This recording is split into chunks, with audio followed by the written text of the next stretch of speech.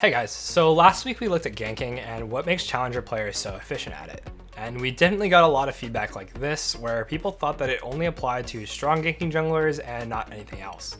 So this week I went back into gold plat elo to play a tank without a dash, and prove that you don't need to be topping the damage charts or even have good ganking champions to snowball games. The main focus of the previous video was to mostly show how to be efficient with your time and not waste it on ganks that just won't work. When you play champions like Skarner, Master Yi, Mundo, or Shyvana, who definitely aren't known for their insane early game snowball potential and are generally seen as level 6 farmers, we still need to be able to get leads in the game. So how do you do that? The answer always comes down to just improving your fundamentals. This is why challenges where we play things like Yuumi jungle or jungle A to Z really aren't that bad. If you know how to play to your champion's strengths and pick the play that will work consistently based on that, that's all you need. You just need to find ways to positively impact the game as much as possible. It doesn't necessarily mean you need to chain gank 3 times in a minute. We definitely were not trying to say that a level 3 Skarner can gank as well as a Rek'Sai, because he just can't. But knowing when your ganks will work and when you need to do something else instead is really important. For example, just because Elise is really good at level 3 dives and Udyr might not be, doesn't mean that you would never look for dives on Udyr. It would just be less likely to work, and therefore more likely that you would waste time trying to force it for no reason. Let's just jump right into my Skarner game and go through how my decision making on him would be different when compared to strong early gankers. As soon as the game starts, I invade to place my ward on the enemy red and recall for sweeper. I decide to start red because of the volatility of top lane, but what camp should I do afterwards? If you said Krugs, you'd be in the vast majority of players, but let's just consider a few things. The main issue that most players have when they pick scaling champions is that they just want to farm. However, you really can't do that in solo queue. None of your teammates or the enemy team will just allow you to scale for free. In fact, it's almost more important that you look for plays on tanks because you will get less chances to snowball due to the weakness of your champion early. To elaborate, let's just say you pick Elise and you only see 25% of the plays that you're supposed to see. That still might be a pretty high number of plays just because Elise is so good early. But if you pick a tank and only see 25%, well, you're probably going to be farming most of the game instead of doing anything impactful. You will get less chances to impact the game playing a scaling champ, so you really can't afford to miss them. By doing Krugs and trying to full clear here, we would eliminate a lot of options. What do you think they are? We know that Nunu is 99% starting his blue. If we just full clear, there's a very high likelihood that he gets to top before us and impacts the very volatile lane right away before we can counter gank. By just farming into him, we also won't be able to counter jungle since his camps will be gone as well. If Nunu were to full clear and we do a faster path in towards top, we're ready and in position to gank the Aurelia, invade the Nunu, or gank the Fizz. Getting the pacing advantage on him is really important if you want to be making proactive plays. Choosing to just farm would already eliminate all of these options, and then we really wouldn't be able to do anything but just farm. You want to be farming when it's good for you, not because you were forced to because you didn't have any good alternatives. If you were playing something like Elise here, top dive could be an additional option, but because we're playing a tank, we probably won't be able to do that unless Aurelia is like 100 HP. Playing something like Graves would let us just go red to red and brute force his top camps. But we just have to make work with what we have and make sure not to miss our limited opportunities. I decided to do Raptors and clear up. Whether I actually did them optimally for Skarner is another question entirely because I really don't play this champion.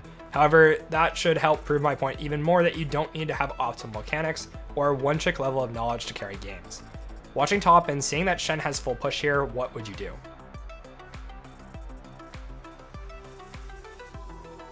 Here is exactly what I mean when I say your teammates won't let you just scale for free. If Nunu wanted to look top in the next bit and gank this, Shen would just die. I can't afford to do Gromp because of this, but I also don't know what Nunu is doing. So I need to put myself in a spot where I'm least likely to waste my time. These next few seconds are pivotal for me to gather information and apply it.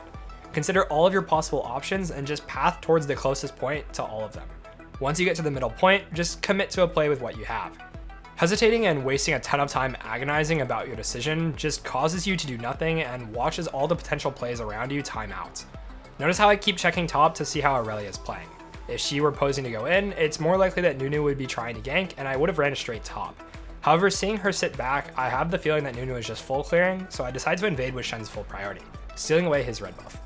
Afterwards, I take top crab and go back to my Gromp while mid and top aren't gankable. At this point, I have one camp's worth of advantage, and now we want to again look for the next proactive thing that we can do. What else should I be doing right now? I absolutely need to be pinging the lanes that are gankable right now. Bot lane is completely out of my control. Even if I wanted to counter gank, there'd be no chance of me getting there on time. I know Nunu took bot crab, so all I can do is warn them. I watch top and see that they're fighting, but unfortunately I get there and he's already dead. I definitely can't 1v1 the Aurelia, so what do you think I should do now?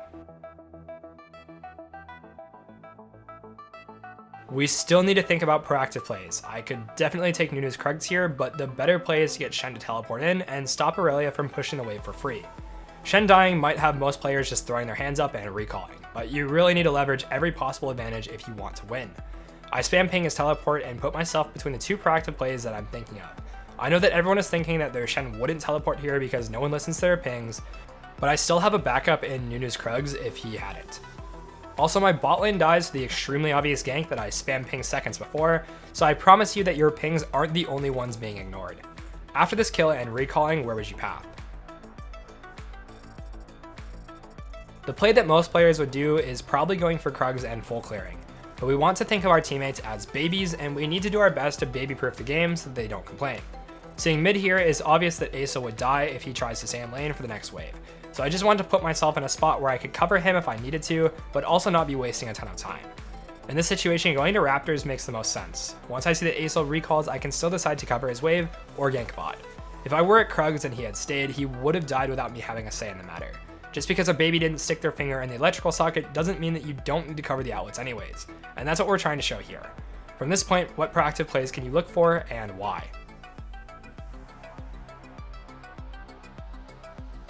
Here we can pretty much do whatever since our Aesol has a solid tempo advantage over Fizz who just reset. Because of this, I look to get control of River looking to gank bot. When I spot Nunu on Dragon and his team collapses, I know that my mid laner will be there first, and I saw that Thresh use hook earlier, so I can just stall until the fight looks good for us. At this point, I've looked for plays throughout the entire game, and just by knowing what timers to fight on and when to farm, I've influenced all 3 lanes before I even hit 6. Nothing about playing a tank changes the things that I'm looking for. It only changes whether or not I think the play is possible. You definitely can get away with playing the farm and scale, but you won't climb to really high ranks without being a consistently positive impact in your games, instead of just a neutral one. Many tank players climb just because the enemy jungler won't know how to snowball their lead enough to end the game, and then they just become more useful in teamfights later. But the higher up you go, the less true this gets, and it's easier to start limit testing and learning now rather than getting punished later and having to relearn the game.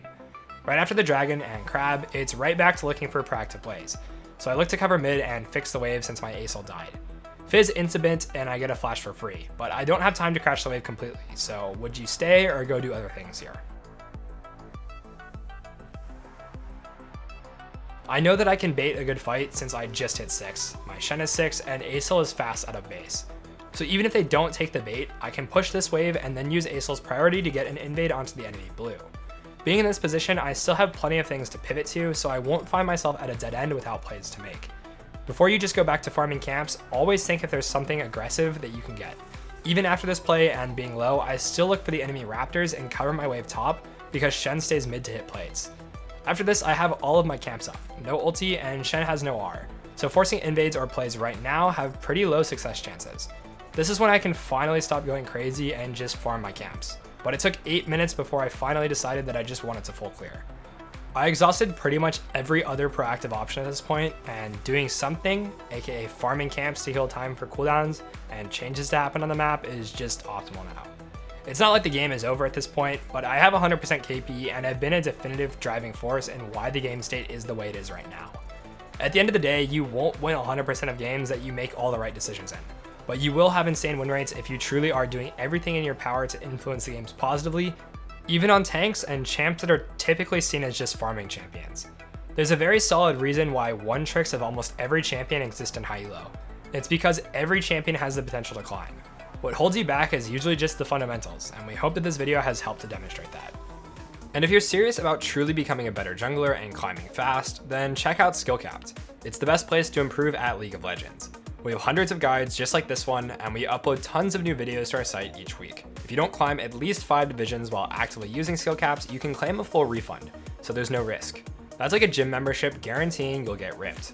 We offer this because our service really does work, and if it doesn't, you shouldn't pay for it. Let us know what videos and topics you'd like to see regarding jungle, and we'll be sure to make it happen. Until next time, thanks so much for watching, and happy climbing.